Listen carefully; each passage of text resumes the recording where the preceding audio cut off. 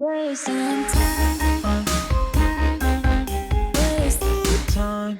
All right, well, why don't we get into that mouse discussion? I know, you've been talking a lot about the past. I'm sure you're quite eager to get some of the mouse, I don't know, the mouse MithR out there, I suppose. You're no longer Renegades MithR. That's all in the past. That's something that maybe we're all disappointed about, except for you. But anyway, let's talk about how this sort of came about. Did you get this pretty quickly? Because this to me seemed kind of like a rushed thing, right? Where I didn't hear any of this at all, and then like bang, MithR's gone. He's gone to Mouse, and then all of a sudden you can't spectate some of these games because you've moved over and the roster locks and blah blah blah. So it seems like it's all sort of come about very very quickly. Am I correct in that assumption?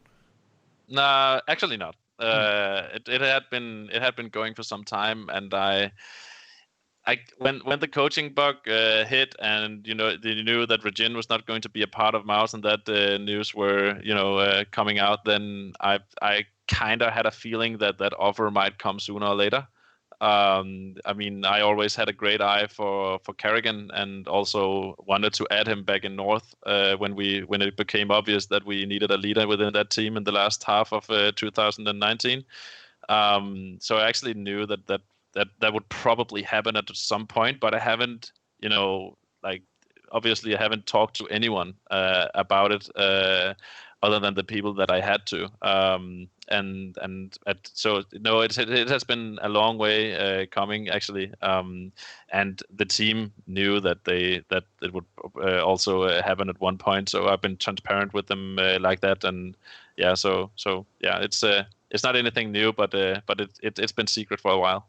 I guess that then begs the next question, which was why move to Mouse and leave Renegades? I think there's probably a few obvious answers to this question, but I'd love to hear it from your perspective anyway. I feel like I want to hear the obvious answers first. Well, it's obviously right. it's a better team. Let's just say that much. Better opportunity. You don't have to wake up at 2 or 3 a.m. in the morning anymore. So I assume that helps you out, and it's just closer to home. Like surely there's like way more pros than cons, unless you're the kind of guy that really wants to like build a roster and have that be like almost your legacy, where you've built Renegades up and made them like top 10 team from nothing or something like that. I don't think he's going to win every game anymore, unfortunately. Well, that's true. That may be true, actually. That's a con. I feel like that I've already lost more games here with Mousesports now than I had in the last 6 months with Renegades, right? So that's one of the things. No, but actually, I mean, yeah, one thing is that it's closer to home, definitely, but I didn't really consider that much. I mean, I was really, really happy with the Renegades and with the boys, and I loved working with them, and I love the Renegades as an organization as well. And I had really, really hoped for us to go to some international events. Now with the second wave of COVID really hitting Europe, and pretty much every European country shutting down again, it seems like that most big events for next year is also going to be unlikely. And we were at a point where in Renegades, like, we didn't even know when are we even going to boot camp, like when are we even going to be able to go to some of the international events again.